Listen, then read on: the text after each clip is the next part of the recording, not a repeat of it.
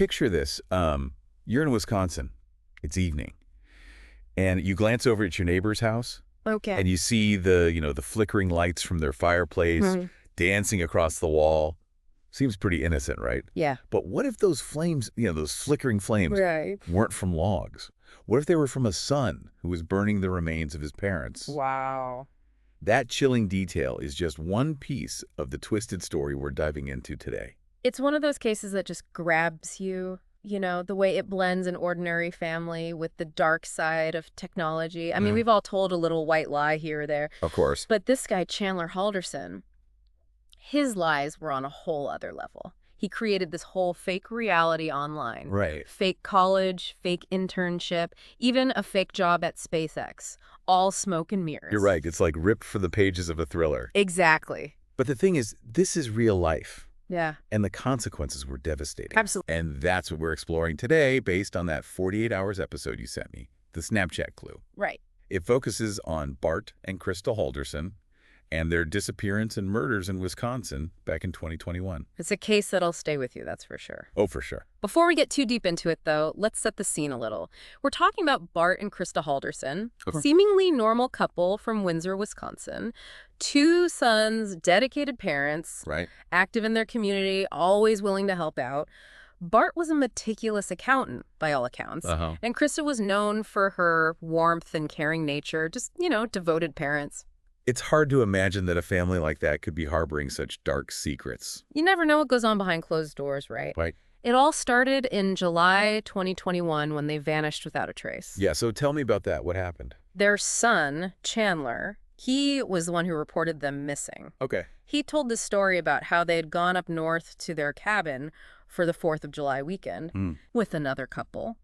But something about his story just felt off, like a piece that didn't quite fit the puzzle. And that's when those cracks in Chandler's facade began to show. Exactly. See, he'd been living a lie for months, this whole elaborate online persona pretending to be this successful college student and intern. He even went as far as creating fake email accounts to communicate with his parents. Oh, wow. Sending them fake achievements, fake progress reports, just keeping up the charade. So basically, he built this house of cards, and as soon as his dad started pulling at the threads, the whole thing started to crumble. Yeah. And that's what investigators believe led to the murders. He felt the walls closing in. He knew his lies were about to be exposed, and they think that's what pushed him over the edge. Wow.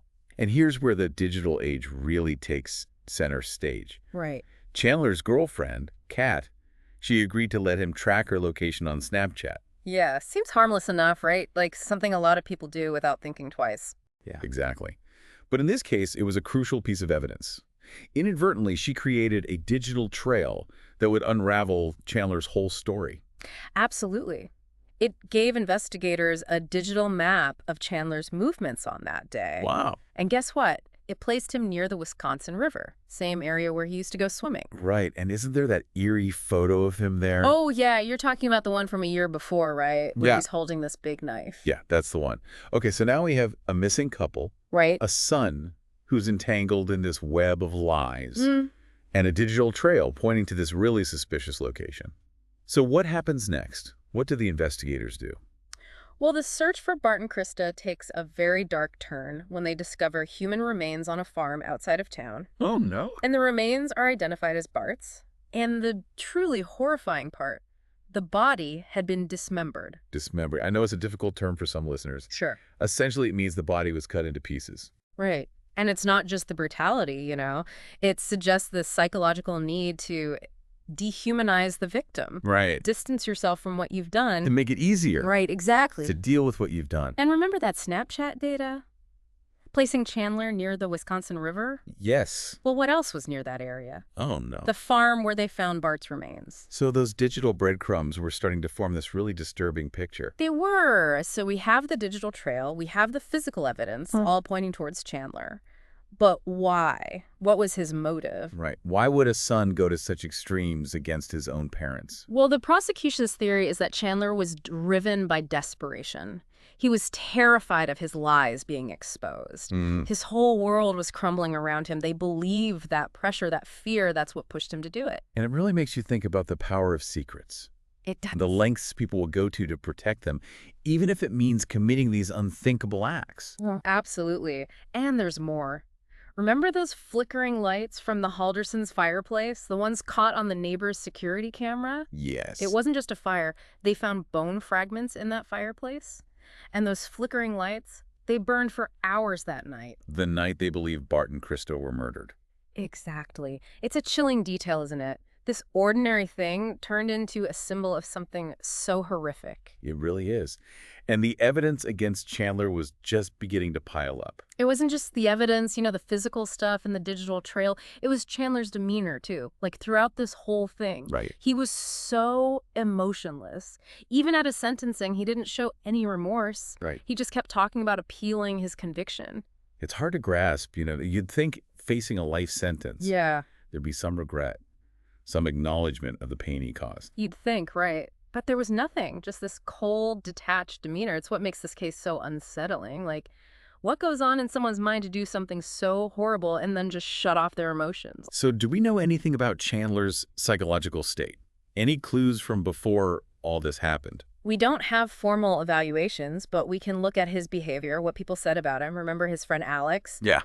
He called Chandler kind of a goon, someone who liked pranks, pushing boundaries. That, combined with all the lies, suggests maybe a disconnect from reality. A need for control, maybe. Maybe, or a sense of invincibility, like he was living in a video game where actions don't have real consequences. That's an interesting thought, this blurring between what's real and what's not. Yeah, and we see that in other cases too, involving deception and violence. And there's that detail about Chandler and his parents playing Mario Kart together. Right. It's so strange. This image of family fun next to this horrific act, it's almost impossible to reconcile the two. It makes you wonder, how well can we ever really know someone? It's a sobering thought, for sure. And I think that's why these true crime stories fascinate us so much. Yeah. They force us to confront this idea that evil can exist anywhere, even in seemingly normal families.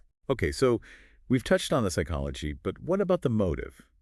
I mean, the prosecution said he killed his parents to hide his lies. But is that enough? Does that explain the brutality of it all? That's the big question, isn't it?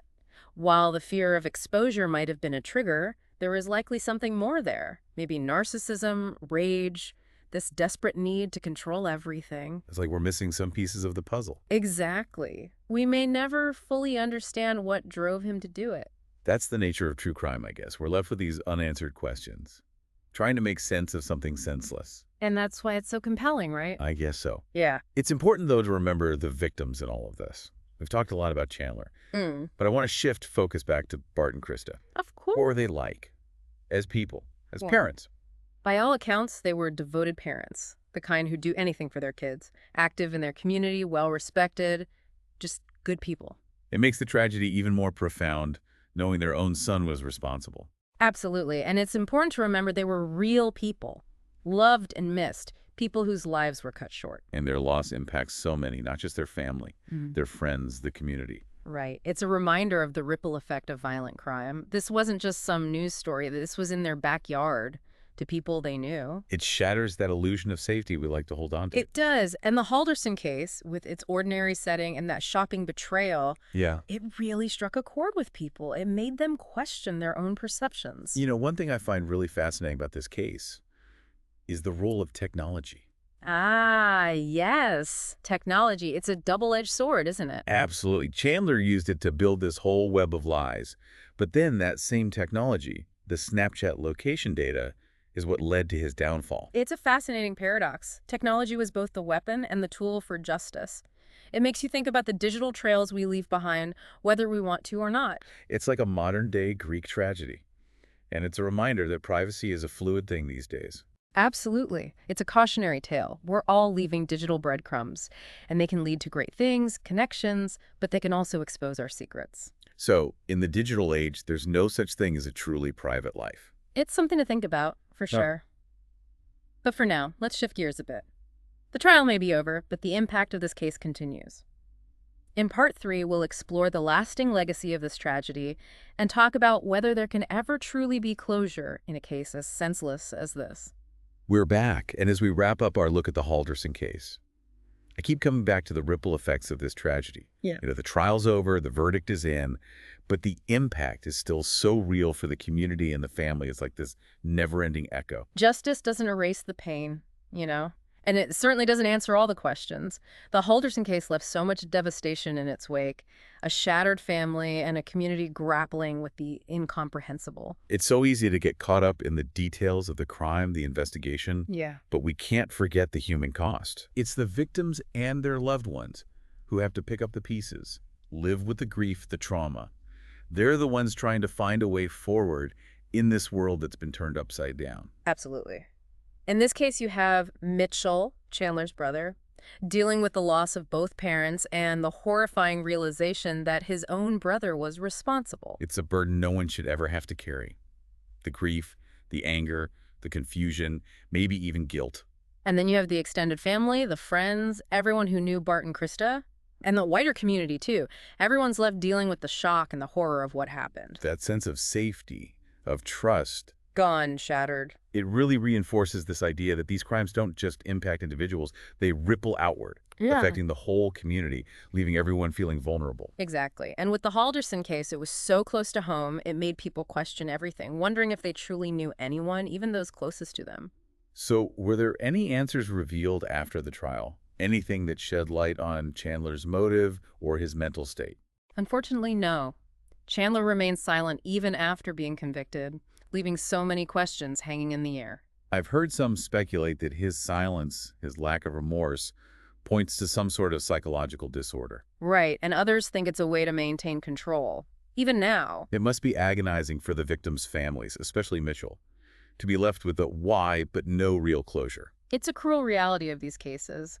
The perpetrators often hold the answers, but they choose to remain silent, leaving the families trapped in a cycle of grief and unanswered questions. So how have Bart and Krista's families coped with this tragedy? Have they found any peace?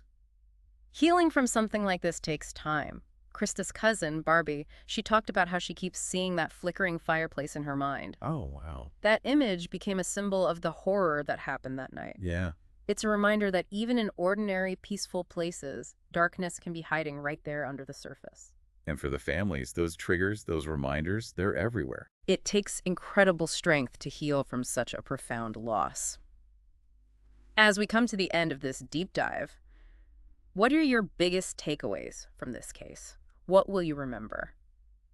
It's a stark reminder that evil can wear so many masks. It makes you question your assumptions about people. Right, you can't just take people at face value. Especially in this world where online personas can be so carefully crafted. Exactly. It makes me think about the importance of communication too, especially within families. Maybe if Chandler had felt safe enough to talk to his parents, things could have been different. We can't know for sure. But one thing we can say for certain is that this case underscores the need for mental health awareness and support. Yeah. We need to create environments where people feel comfortable seeking help when they're struggling. Early intervention can be so crucial. This has been a heavy journey, full of twists and turns and so many unanswered questions. But it's also a testament to the power of truth and the importance of seeking justice. Beautifully said.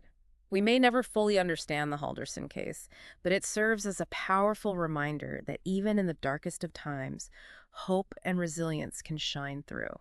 And that's a good note to end on, I think. We encourage you to listen to the 48 Hours episode, the Snapchat Clue, if you want to delve deeper into this case. And if any of you listening have been affected by violence or loss, please remember you're not alone. There are resources available to help you heal and recover. Thank you for joining us on this deep dive. Until next time, stay curious, stay informed, and stay safe. Thank you.